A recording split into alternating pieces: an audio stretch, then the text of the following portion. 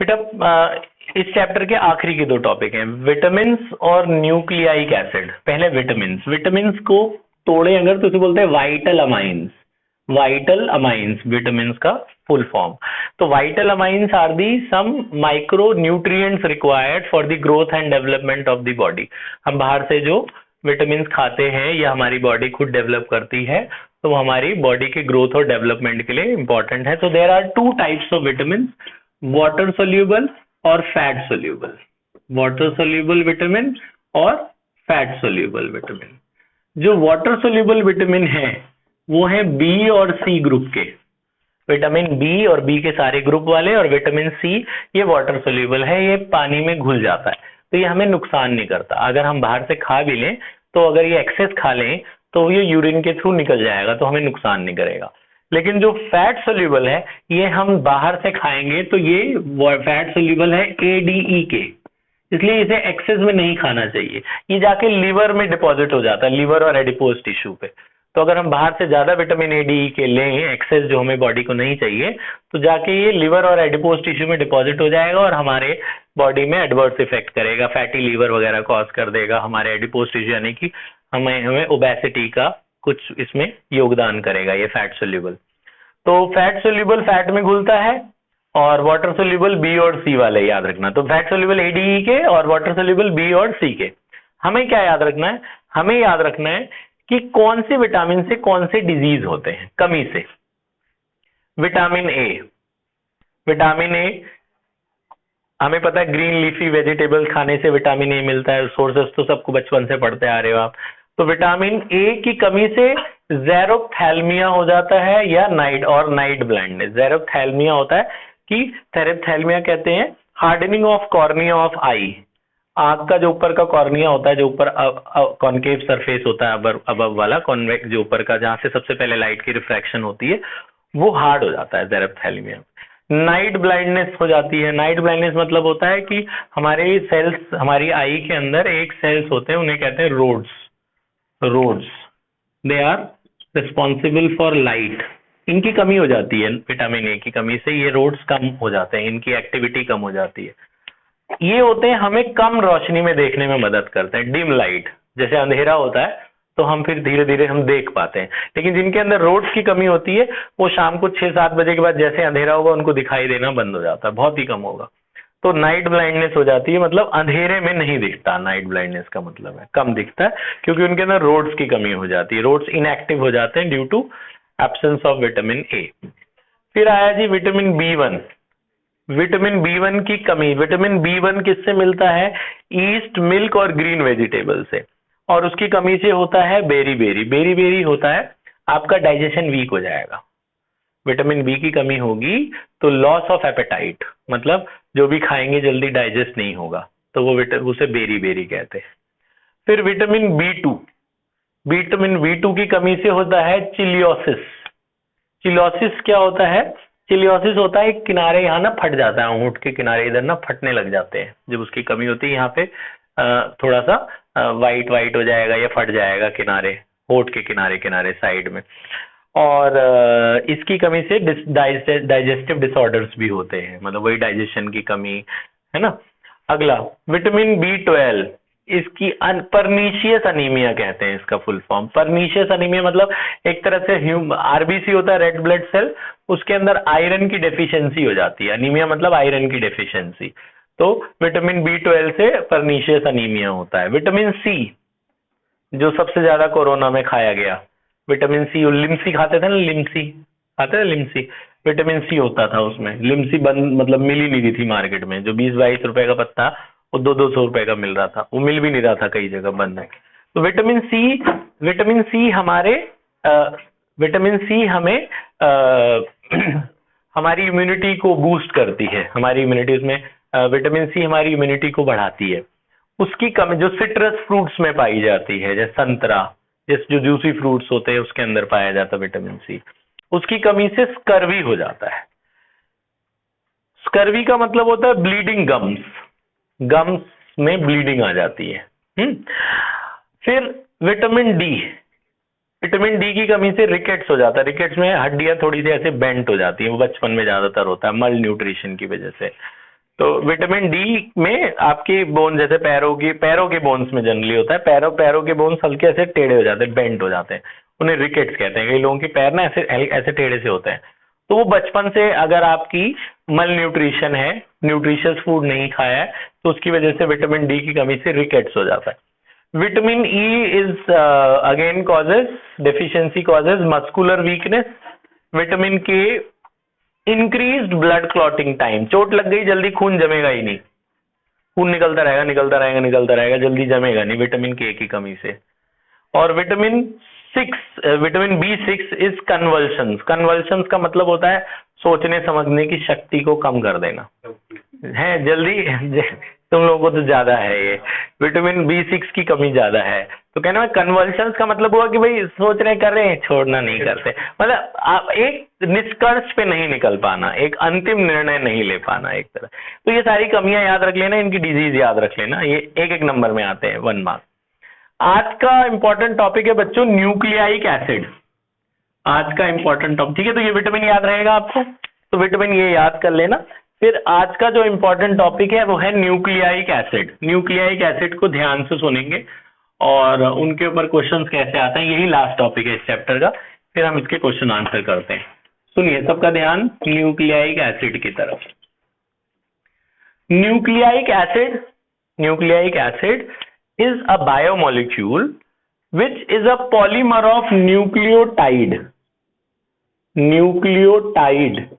बहुत सारे न्यूक्लियोटाइड जब जुड़ते हैं, बहुत सारे न्यूक्लियोटाइड जुड़ता चला जाएगा तो जाके न्यूक्लियाइक एसिड बन जाता है।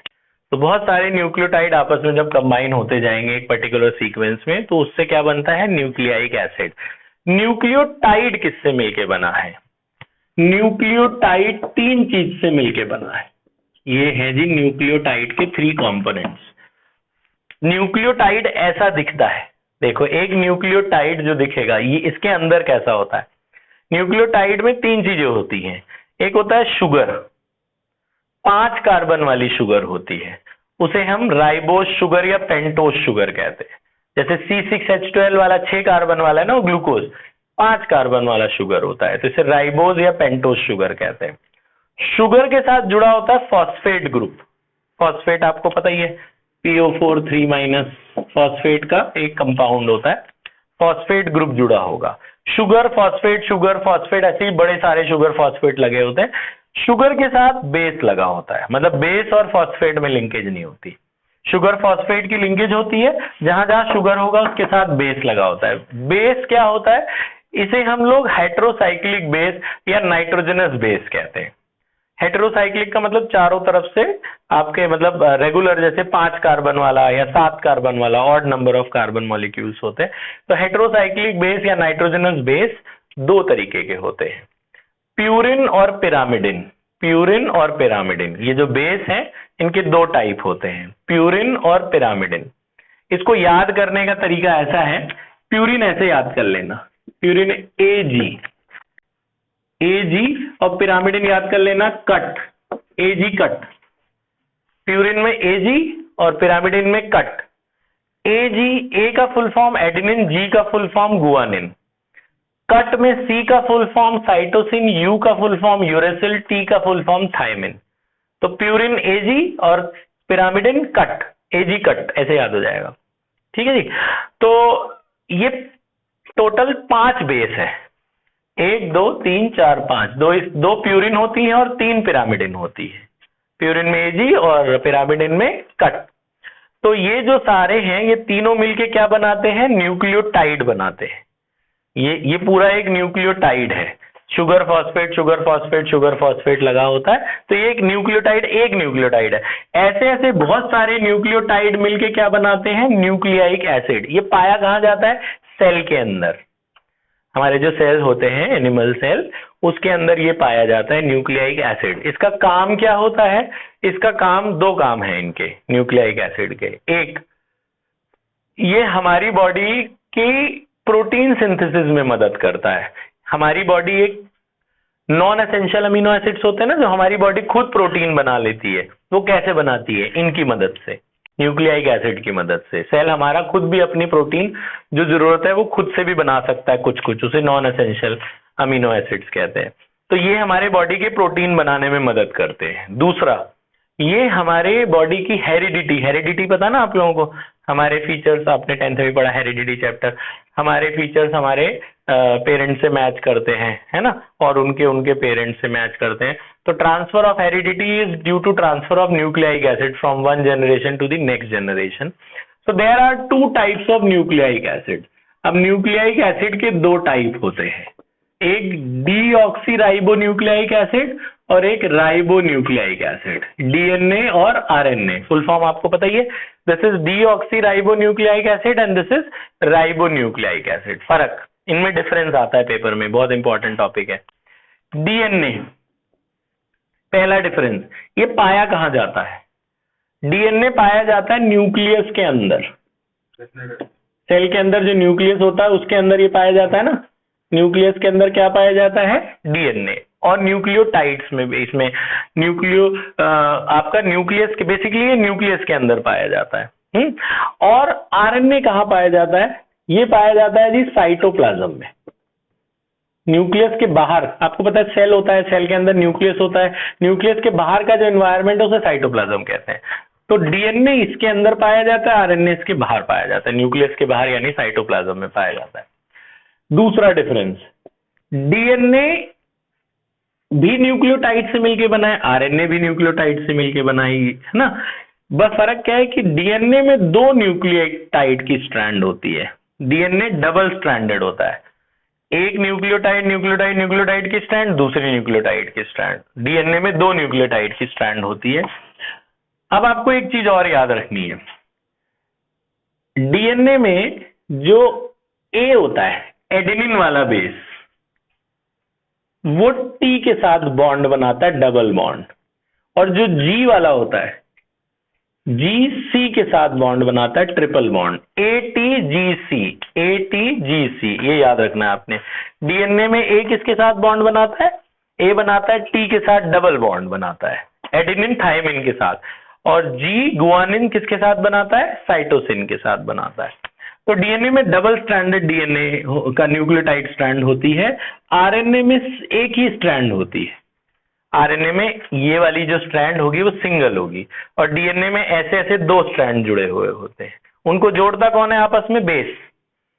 कौन सा बेस कौन से बेस से जुड़ा है डीएनए में दिख रहा है? ए किसके साथ जुड़ा है? टी के साथ, डबल बॉन्ड। जी किसके साथ जुड़ा है? सी के साथ, ट्रिपल बॉन्ड। ये जरा लिख लेना बाद में। डीएनए का काम होता है हेरिडिटी ट्रांसफर करना। हेरिडिटी, एक जनरेशन से दूसरे जनरेशन में हमारे फीचर्स ट्रांसमिट करता है। आरएनए का क्या काम है? प्रोटीन बनाता है। आरएनए का क्या काम है? प्रोटीन बनाने में मदद करता है। 3 डिफरेंस हो गए। डीएनए न्यूक्लियस के अंदर पाया जाता है, आरएनए साइटोप्लाज्म। डीएनए में 2 स्ट्रैंड होती है न्यूक्लियोटाइड की, इसके अंदर सिंगल स्ट्रैंड होती है। डीएनए हेरिडिटी ट्रांसफर करता है, आरएनए प्रोटीन बनाने में मदद करता है। चौथा डिफरेंस इनके नाम में है, इसका फुल फॉर्म है डीऑक्सीराइबोन्यूक्लियाइक एसिड। इसके अंदर डीऑक्सीराइबोज शुगर पाया जाता है, इसके अंदर राइबोज शुगर पाया जाता है। डीऑक्सी मतलब इसका एक ऑक्सीजन कम होता है, इसके अंदर डीऑक्सीराइबोज शुगर पाया जाता है, और इसके अंदर क्या पाया जाता है? राइबोज शुगर पाया जाता है। 5वां डिफरेंस, डीएनए के अंदर ये 5 चीजों में, 5 है ना, डीएनए आरएनए में इन 5 में से 4 ही शुगर होती है।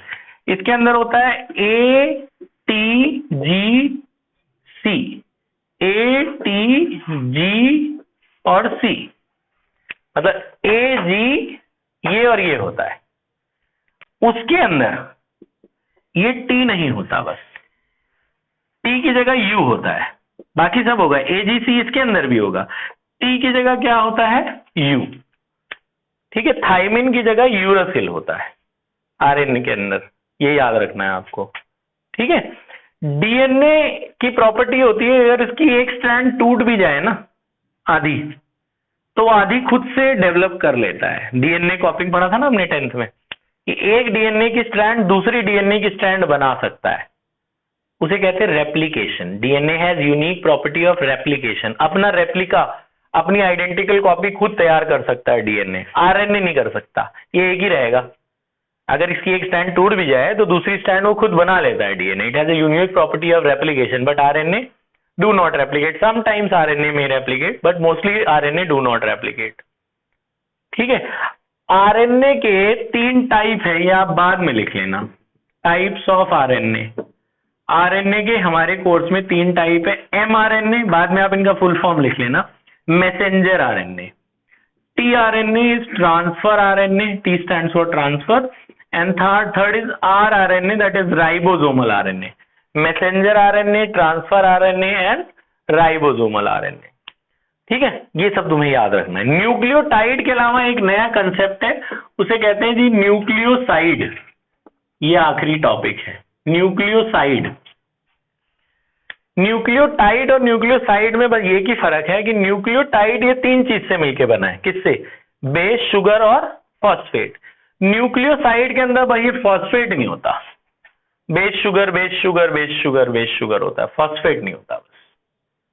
ठीक है, इसमें और उसमें यही फर्क है.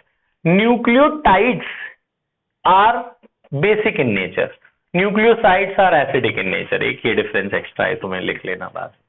बात समझ में आ गई? ठीक है, तो ये हमारा चैप्टर यहीं खत्म होता है.